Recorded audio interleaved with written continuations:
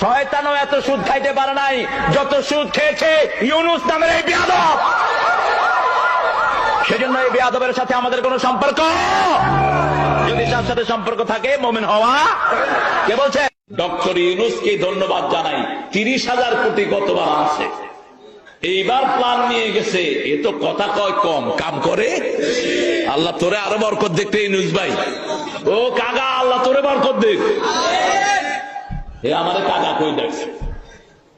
আমার একটা ক্যাসেট ওনাকে উপহার দিয়েছিল নিউ ইয়র্ক থেকে, তো উনি দাওয়াত দিয়েছেন, অনেক আগের কথা বলছি, প্রায় 2009 কি 10 হবে। তো অত্যন্ত অ্যাট্রাকটিভ একজন মানুষ, তিনি গেলেই মানুষকে এমন ভাবে সম্বোধন করেন আপনি তার ভক্ত না হয়ে পারবেন না। এই সময়ের মধ্যে সবচেয়ে বড় মূর্খ ছিল ডক্টর ইউনূস।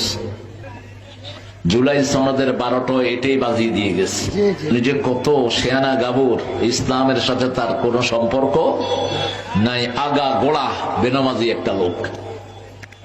এক ওয়াক্ত নামাজও পড়তো না, নামাজ পড়া জানতো না।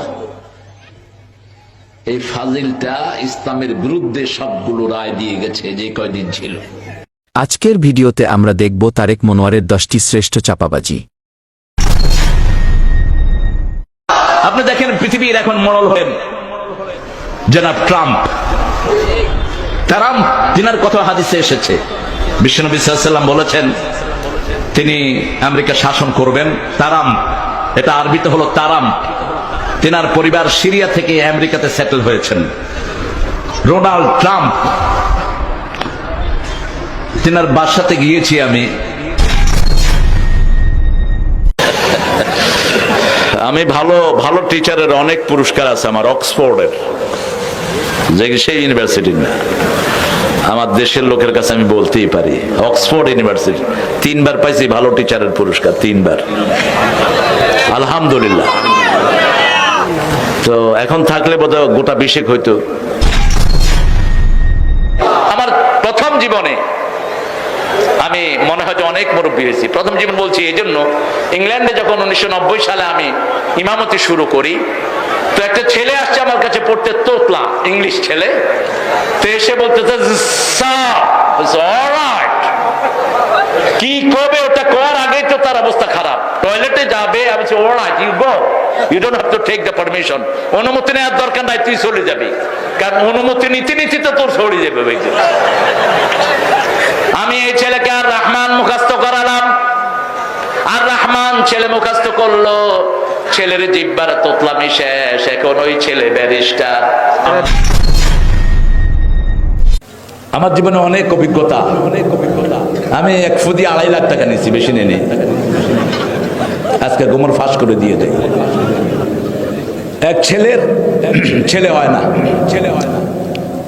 বাচ্চা হয় না, 10 বছর বিয়ের হয়ে গেছে।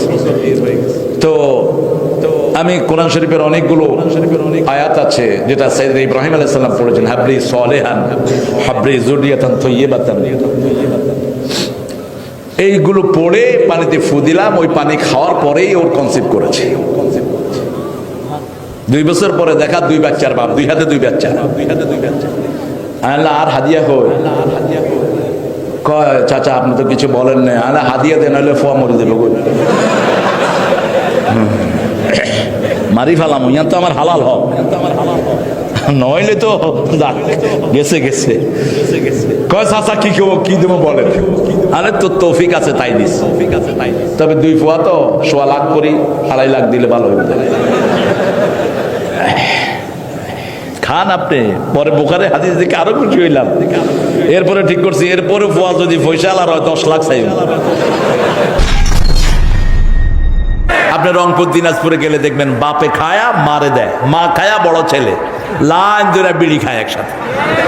আমি অনেক আগে একবার গিয়েছিলাম রংপুরে ছাত্র জীবনে, দেখি যে হায় হায়, কয় হারে দে, তুই খাইছ বাপ, হারে দে এবার। তাহলে কিরে বাপরে তুই করে কয়, আমি ওর কলা ধরে ফেললাম, আরে তুই বাপারে তুই করে কিছু না হবে যে বাবা, ছেড়ে দাও ছেড়ে দাও, আর কিছু না হবে।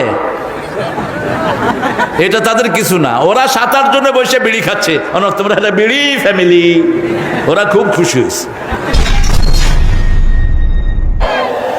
কালকে একটা ফোন এসেছে হঠাৎ করে, আমি কিশোরগঞ্জ থেকে ঢাকা ফিরছি, রাতে ফোন এসেছে আমার খাদেমের কাছে যে আমার ভাই 30 বছর বয়স, ব্রেনে টিউমার হয়েছে, অপারেশন হয়েছে, টিউমার থেকে ক্যান্সার ছড়িয়ে পড়েছে, অপারেশনে পরে শরীর ভালো হচ্ছে না।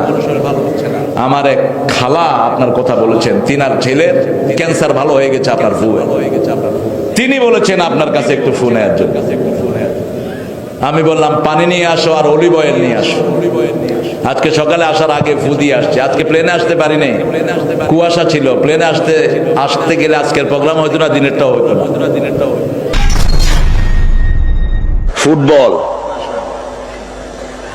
ইংল্যান্ডে গিয়ে লিগে খেলেছে 1990, অত্যন্ত কম বয়স, পয়সা দিয়ে নিয়ে যেত খেলার জন্য, ভালো ইনকাম, শেষে পড়ে দেখি যে পুরোটাই হারাম। ব্রিটিশ একজন মডেলকে আমি কালেমা পড়ালাম, ব্রিটিশ মডেল ছিলেন তিনি, 60 দশকে তার চেয়ে সুন্দরী মডেল কেউ ছিল না, সুজান উইন্টার। অত্যন্ত লেবোরিয়াস ফ্যামিলির মহিলা, লেমুজিন নিয়ে এসছে আমার মসজিদে আমার সাথে দেখা করতে। তখন আমি ব্রাইটন ইসলামিক সেন্টারের খতিব, 90 সাল। আপনাদের লঞ্চে উঠলে দেখা যায় মোল্লাকে টাসমি আর নিবে না, মোল্লাকে টাসকি মারো না। কত সুন্দর শব্দ এই টাসকি শব্দ, ফেরেশতারা বুঝে কিনা আমার সুন্দর। আমি আসতেছিলাম একবার বরিশালের রকেটে, রকেটটা কিন্তু খুব শ্রেষ্ঠ একটা বাহন ছিল, তুফানেও ডুবতো না, বিশাল চাক্কা, আর ভিতরে খাওয়া দাওয়া কত ফ্রেশ, সাদা ধবধবা বিছনা, আলহামদুলিল্লাহ, নদীর মাছ, বসে খেতে অন্যরকম মজা। তো দেখি যে নিচের দিকে তাকা, দেখি দুইজন লাগছে, এই বেড়া মন লগে টাসকি মারো নেই। আরে কি রে টাসকি মারো নেই, এটা কি করে? আমি 2-3 বার শুনলাম, শুনে কইলাম যে এটা কি শব্দ হইলো। তারপরে ওই লঞ্চ যিনি চালান ম্যানেজার সাহেবকে জিজ্ঞেস করলাম, আচ্ছা টাস্কি কি? কই শুনছেন? কই ওই যে দুইটা কিলি ও টাস্কি, এই যে হলো কিলি মানে আর নকশা করেন নাকি? 1990 সালের ঘটনা বলছি। আয়েশা বলছে, do you have fact please? What are talking about man, তুমি কি কও আমি বুঝি না। ফ্যাক্ট আঞ্চলিক ভাষা, তোমার কাছে বিড়ি আছে? তুই ছোট ছেলে, তুই বিড়ি চাষকে? আমার আব্বা চাইছে আমারে দিয়া। আমি কথা বুঝি নাই, না বুঝলে দেয়ার কোনো প্রশ্ন আসে? আবার যাচ্ছি কোরিয়া, আমার পাশে বসলেন একজন যাত্রী, উনি শুধু আমারে এরম এরম করতেছে, আমি এরম করি, উনি এরম করে, আমি এরম করি, হে এরম করে। এখন ওর কথা আমি বুঝি না, ও আমার কথা বোঝে না, আমি আমাকে পানি দিস। এরপরে চিন্তা করলাম যদি আরেকটা কিছু কই গালি হয়ে গেল তো সর্বনাশ। আচ্ছা okay, I don't understand you, you don't understand me. তুমি আমারে বুঝো না, আমি তোমারে বুঝি না। এয়ারপোর্টে নামলাম, জিজ্ঞেস করলাম যে ভাই আপনার এই যাত্রী আমারে খুব সম্মান করলো, আদর যত্ন করলো, বুঝলাম না, উনি আমারে চিনে না, শুনে না, আমি কোরিয়াতে আসিও নাই। কয় ইউ আর হোলি পারসন, তুমি হলা পবিত্র লোক।